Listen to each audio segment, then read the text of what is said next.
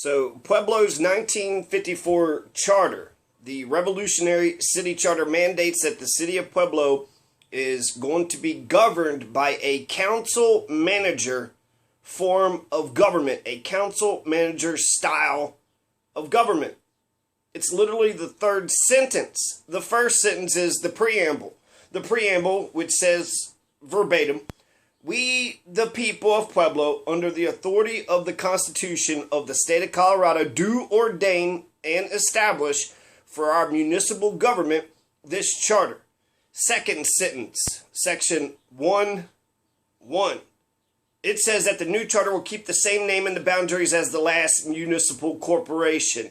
Therefore, the city of Pueblo, before the 1954 city charter, will be still the city of Pueblo after the 1954 charter. That's the second sentence. First sentence, "we the people." Second sentence of Pueblo. And then the third sentence, and get ready for it because it's section 1:2. The third sentence of the 1954 revolutionary document, the revolutionary charter. It says, verbatim, "The municipal government provided by this charter shall be known as the council manager government and shall not be changed except by charter convention upon majority vote of the qualified voters." That's all one sentence. The municipal government provided by this charter shall be known as the council manager government and shall not be changed except by charter convention upon majority vote of the qualified voters. Now, what do you suppose that means? Does that mean that we're going to have a council manager form of government unless we have a charter convention? That's what it sounds like to me. That's the reason why they're in the same sentence. This is the reason why the people of Pueblo that formed the 1954 charter said that we are a council manager form of government and shall not be changed except by charter convention upon majority vote of the qualified voters. Them's the rules. Them's the rules. So if you don't want a council manager form of government, if you want to change Pueblo's form of government, then you are required, you are legally obligated to hold a charter convention. Without a charter convention, then you don't get a different government. You must get used to the council manager form of government, the strong manager, the strong city manager form of government. And that's it. Them's the rules. You can't slip an amendment in trying to trick the people to change the entire rules to the game. You want to change the entire rules to the game, you got to do it at a charter convention. So to use an apt analogy, I remember there's a couple of them actually with Monopoly. But it happened in chess too. So in chess, I was playing this gentleman, and he was on the opposite side. This is when I was like, God, third grade. But he took the knight, and he moved like in a way that you weren't allowed to move. And so the bishops, they go diagonal, and then the rooks go horizontal or vertical. If I just took a bishop and I started going, horizontal and vertical and started, if I switched them, and then if I just took the queen and she was just like a tornado lady and I just went straight in and then knocked the king over. Same thing with the Monopoly game. If people, there's rules to the game. There's rules to the game, and if you just do something that you're not allowed to do in the game, well, what do? So let's take Monopoly. So if we got Monopoly, and city council is playing Monopoly, and then city council just takes their piece and they move it 5 spaces. They don't roll the dice, they just move their piece 5 spaces, and then they buy that, railroad, and then after they buy the railroad, they just basically declare themselves king. They take all the property, they take all the bank's money, they take everybody else's money, they even take the community chest and the chance cards. They just take it all by brute force.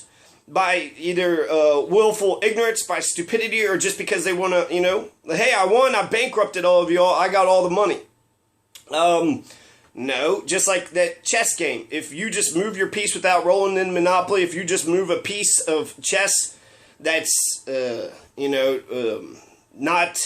the way it's supposed to move, Well, you didn't win. You didn't play by the rules. You just cheated. You just made up the rules. And, you know, if I'm a kid, well, I'm not going to play the game with you anymore, right? You're just a cheater, right? So if you're just cheating, well, you're making up your own rules. You did as you please. It's not being fair. So, you know, I don't know what to do about it now as an adult. As a child just playing the game, right? Well, you know, they're a cheater. They don't play fair, so you don't play with them again.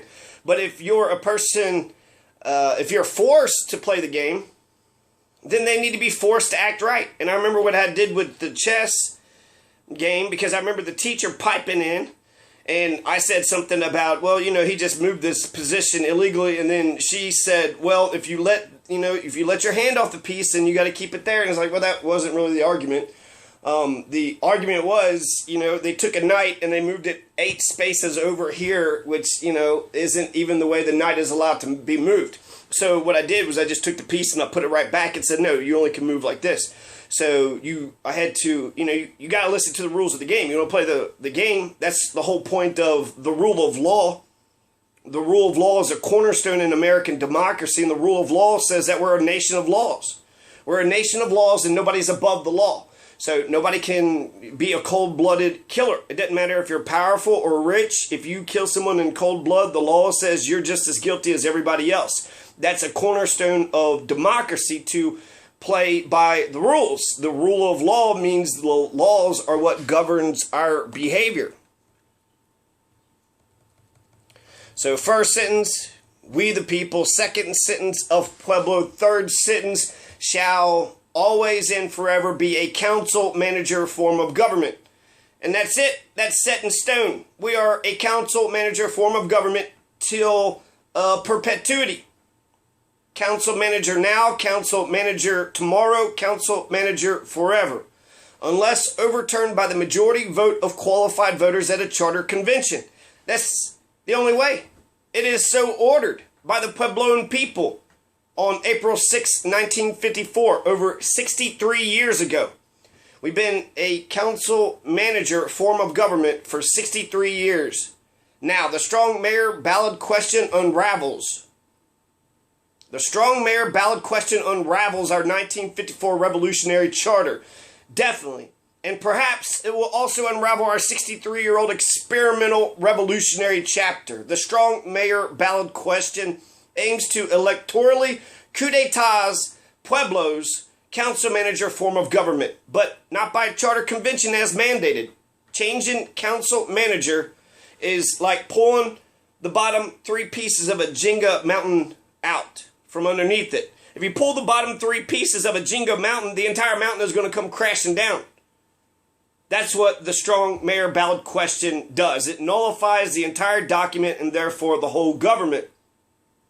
It's shocking that strong mayor even got on the ballot to begin with. Not just once, but twice.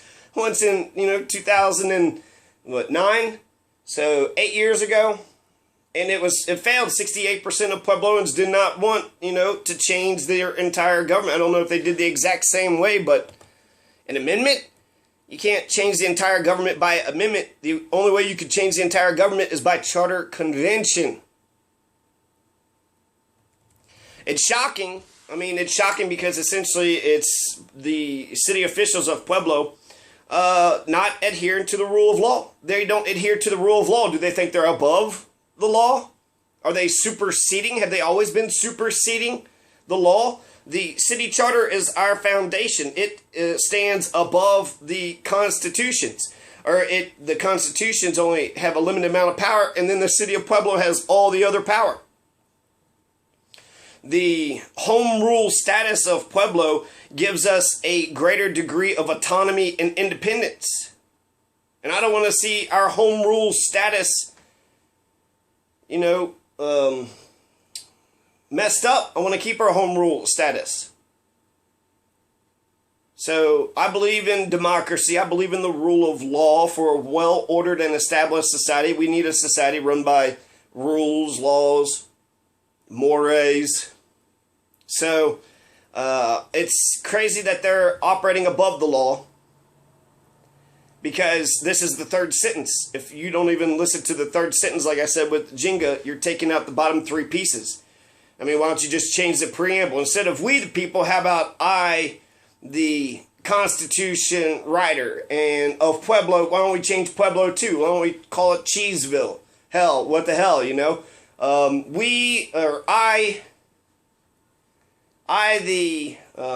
did I say? Instead of we the people, I, Fozzie the Bear of Cheeseville, shall have a strong mayor amendment. If we're just going to change the, cornerstones of our entire city's laws, and, perhaps they really think things need to change, and that's why a city charter convention would be perfect. The weak city council ballot question needs to be struck down. It's illegal. And it's also calling for a weak city council. I want a strong city council. I want a strong manager, mayor, chief executive, president of the city council, whatever you want to call them.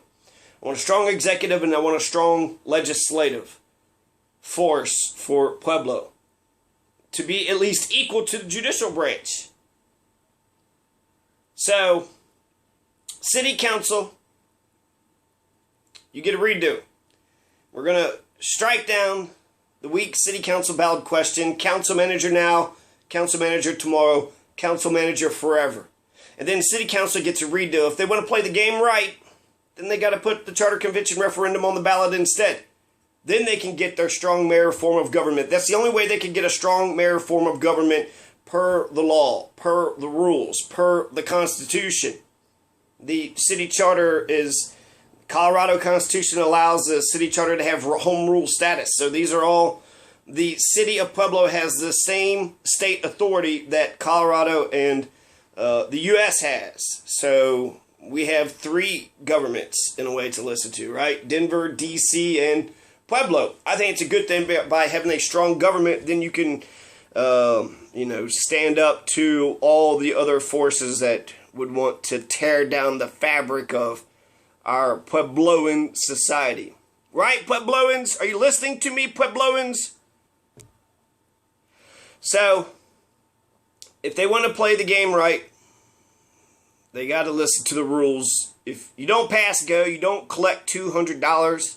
And you got to pay attention to folks who land on your property to collect rent right away, because the next person might roll the dice and then you won't get your rent. Also, if you go to jail, it keeps you from having to pay rent. At the end of the game, if you're wealthy or poor, it could actually be like a godsend. Like, ooh, thank goodness I'm in jail. Now I don't have to pay these outrageous hotel rent amounts. And with chess, there's a castle move. You can, if you never move your king and you never move your rook, you can move your king over and then you can put the rook on the other side. But if you move them, then you can't do that. There's also another specific move in chess that most people don't know about. It's called in passe. So if you get right up to where a pawn can strike you from their baseline, from their original starting point, but they can strike you, but instead of striking you, they move 2 spaces forward, and that is like a capture anyways, because they captured in passe, in passing. Many times I won Monopoly because I knew the rules better. And changing the rules to the game to have a charter convention, that is one of 2 of the non-violent revolutionary ways that I know how to change the government. Those are 2 peaceful means to changing the government. It's 2 ways to achieving revolution. And since a coup d'etat would be a bloodbath, therefore that's not even on the table, we're only left with an electoral leadership change, or we change the Constitution. Those are the ways that we get revolution. So, I hope that, I just hope that we all get along and we can live this life, in peace, and we all get what we want to get, right? So if you don't pass go, you don't collect $200. If you don't pass go, you don't collect $200. No, you cannot just collect $200. No, you cannot just move 5 spaces. No, you cannot. Don't. Why would you take the chance in community chest card? You can't take the cards. That's just by brute force. Just by brute force. You're just taking it. And then if you just allow the person to have it, right, you cannot play the game with them. But they won, right? Through brute force. They bankrupted everybody. And the board and the bankers. They bankrupted everyone. They even took the board, right? Oh, they took the whole game. I'm taking the whole game. So you can't have a super queen that flies over everybody and gets the king. You just can't make up your own rules. You can't make up your own rules to the game. So, get back in the rule of law. You got to listen to the rule of law. If they're not listening to the rule of law now, and then they get to change the entire Constitution, then we're going to have a very particular, very specific group of folks who are going to make the rules up as they go along, but you're going to have to get their advice because they're the only ones that's going to know how, just what in the fuck is going on around here. So, by having a charter, this should be required reading for all Puebloan people. We should all know about the 1954 charter because it was revolutionary.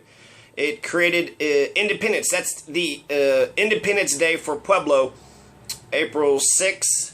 I think April 6th, 1954 is Independence Day for Pueblo. Do we, as Puebloans, know this? The 1954 city charter should be required reading for every single Puebloan because that's the document that is supposed to govern all of our lives.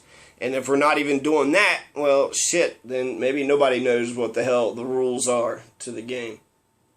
Anyways, if you don't pass go, you don't collect $200. Viva la revolución. Peace.